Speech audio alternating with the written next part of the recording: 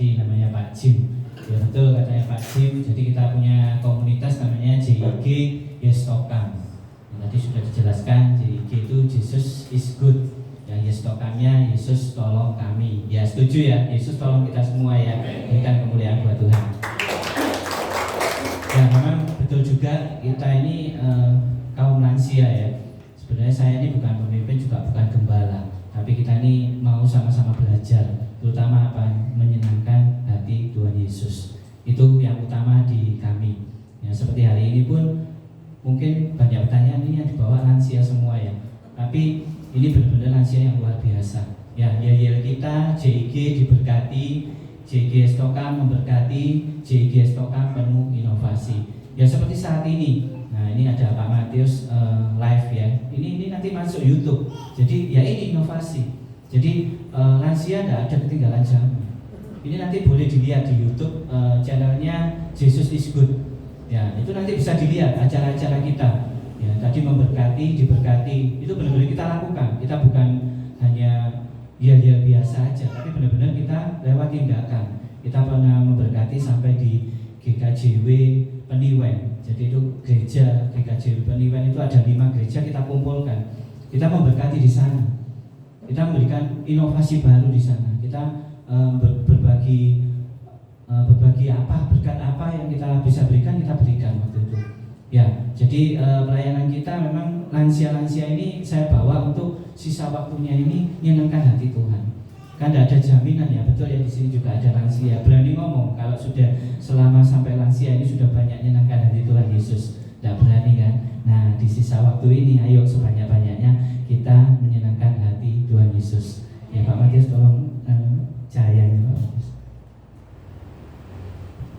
Nah tadi nyala tadi sakit mata. Ya seperti ini inovasi-inovasi baru ya seperti ini ya. Kemarin pun sangat dahsyat ya, 4 mobil sampai ke Sitiharjo.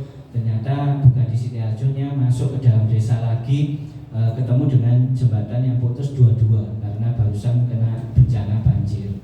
Ya dua jembatan putus, jadi kita harus diimbal ya, diimbal balik pakai mobil. Yang dibawa siapa? Muda-muda seperti ini, ganteng-ganteng, cantik-cantik ini, lansia yang kita bawa. Dengan kekuatan yang pasti tahu sendiri ya, kekuatan yang sangat kurang, tapi mereka sukacita, mereka semangat untuk melayani. Kita bawa 4 mobil waktu itu 28-an ya Pak Matius ya. Jadi kita bawa banyak ya. Itu tentang cerita JIG Yestokam ya. Ya kiranya nanti kalau Tuhan kehendaki nanti bisa bawa semua ke sini, tidak apa-apa. Kita kumpulkan lansia di sini, kita bersukacita muji nama Tuhan di tempat ini. Berikan kemuliaan buat Tuhan. Yang saya akan perkenalan dulu, ya, nama saya Wijaya, ya seringnya dipanggil Wijaya Ong, ya, karena saya punya nama Mandarin Ong Hao Chung, ya. Nah, jadi seringnya dipanggil Wijaya Ong. Ya, saya dari keluarga yang sangat sederhana, ya dibilang orang kampung, ya. Jadi keluarga saya sangat sederhana, 12 orang, ya. Keluarga saya 12 banyak ya. Tapi papa tidak ada rencana buat kesebelasan sepak bola. Ya, yang dasarnya lagi 6 cewek, 6 cowok. Rencananya papa mau apa saya juga tidak tahu. Ya karena waktu itu umur 9 tahun papa sudah meninggal. Umur 9 tahun. Jadi sangat kecil ya, masih nggak ngerti apa-apa ya. Nah, di situ ternyata ada proses Tuhan. Ya seperti nanti firman-Nya tadi ada lagu terakhir, kita lupakan masa lalu. Kita nggak mungkin kan lihat masa lalu itu terlalu lama, nggak mungkin. Seperti kita mengendarai mobil, nggak mungkin kita lihat spion terus. Ya spion hanya sesaat untuk melihat keadaan di belakang. Tapi setelah itu kita fokus ke depan. Nah kalau kita lihat fokusnya ke spion toh, akhirnya apa? Nabrak. Ya jalan kita nggak akan sempurna. Ya singkat cerita, mama single parent ya, otomatis ya 12 anak, wah luar biasa ya. Single parent 12 anak. Kira-kira mumet enggak dasnya? Ya, oma di pojok itu langsung ngomong mumet dasnya ya. Ya, kaki jadi kepala, kepala jadi kaki gitu ya katanya ya. Ya. Tapi mama sangat luar biasa di dalam kesederhanaannya, dia mampu menghidupi kita. Saya jadi tidak sampai makan namanya kuliah enggak. Ya, saya sampai SMA aja karena waktu itu kepingin kuliah, tapi melihat sikonnya keluarga, sikonnya mama, akhirnya kita tidak, langsung kita kerja. Jadi pengalaman kerja bisa diomong seperti premanan, tapi saya bukan preman, ya. Premanan dalam arti cari peluang itu ya sedapatnya di jalanan, ya. Ada peluang kerja apa dikerjani, kerja apa dikerjani. Ya sampai saat ini puji Tuhan saya sampai punya produksi lilin, ya. Produksi lilin saya sempat punya 22 unit mesin. Ya saya pernah sampai 1 bulan produksi 7 ton, tidak pernah. Ya saat ini PPKN berdampak, kena dampak semua, itu pasti.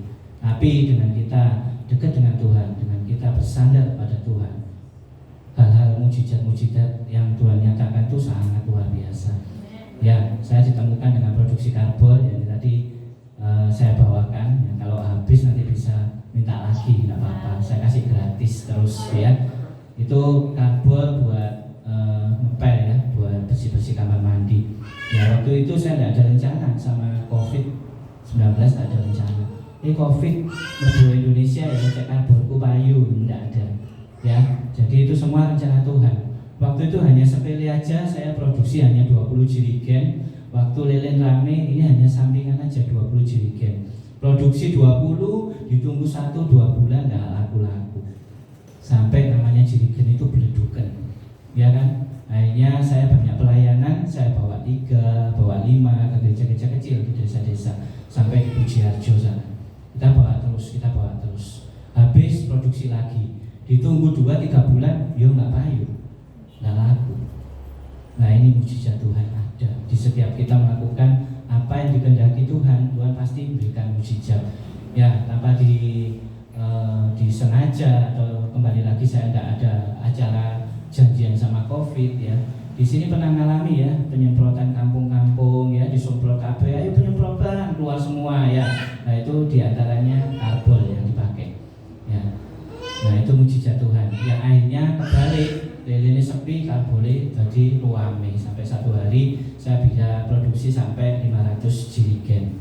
Ya kita orang Tenglang, ya, orang Chinese, ya, pikirannya bisnis luar biasa, ya. Wah pasti tahu ya, orang Chinese pikiran bisnisnya sangat luar biasa. Ya kita buka kartu aja, saya pakai jirigen bukan jirigen bekas, bukan jirigen baru, saya pakai jirigen bekas supaya dapat harga yang ekonomis. Otomatis saya berkumpulnya sama pemulung, ya, sama tukang loak itu kumpul untuk dapat harga yang murah. Ya, di balik ini semua ada maksud Tuhan. Saya diketemukan dengan mereka juga ada maksud Tuhan. Seperti yang ini tadi, kita diberkati untuk memberkati. Ya, jadi suatu ketika saya membutuhkan 1 hari itu 500 jirigen. Yang namanya cari bekas sudah pasti tidak mampu. Tapi kita lakukan terus sampai suatu ketika saya harus membutuhkan banyak jirigen itu, ya. Terus akhirnya saya bawa uang, saya sudah siapkan uang untuk saya pesan di pabrik plastik untuk beli yang baru. Karena sepertinya nggak bisa ini kalau kita mengandalkan jirigen bekas. Nah di situ Tuhan seperti menegur saya. Tuhan seperti mengingatkan saya, kamu diberkati untuk memberkati. Nah waktu itu maaf kata saya ketemu dengan namanya pemulung ini, seorang ibu-ibu. Suaminya maaf ya, sumbing, ya. Nah, saya lihat di situ dia sangat rajin nyuci jirigennya, itu sangat rajin. Nah, di situ saya ditemukan dengan orang itu. Nah, waktu tas sudah saya penuhi dengan uang untuk saya ngambil mau beli jirigen baru, di situ saya seperti dijawab.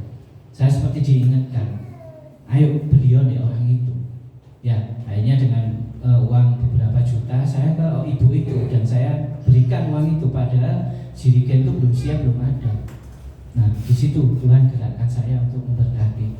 Ibunya terima uang dengan nangis-nangis, dia ngomong, wah berkat yang sangat luar biasa, tidak pernah saya megang uang sebesar ini. Nah saya tidak tahu apa rencana Tuhan, tapi di situ mulai dia makin rajin, akhirnya berjalan lancar, dia bisa menyuplai jirigen bekas. Ya itu tentang kesaksian saya, sebenarnya panjang sekali, gimana tentang saya bisa ketemu dengan lilin, saya melakukan pekerjaan yang mengandalkan ambisi, nggak bawa iman saya, sampai-sampai namanya nyeles, mungkin nyeles biasa ya, saya sampai nyeles BH sama celana dalam cewek misalnya ya, tapi bukan berarti saya ini ukur-ukur punyanya cewek, enggak, jangan keliru, saya grosiran. Jadi saya harus 1 minggu sekali PP dari Pasar Klewer Solo untuk kulaan yang namanya BH sama celana dalam. Nah itu sangat luar biasa Tuhan proses, karena kepinginnya apa, ambisi tok untuk dapatkan uang. Ya oke, mari kita sharing firman sedikit aja.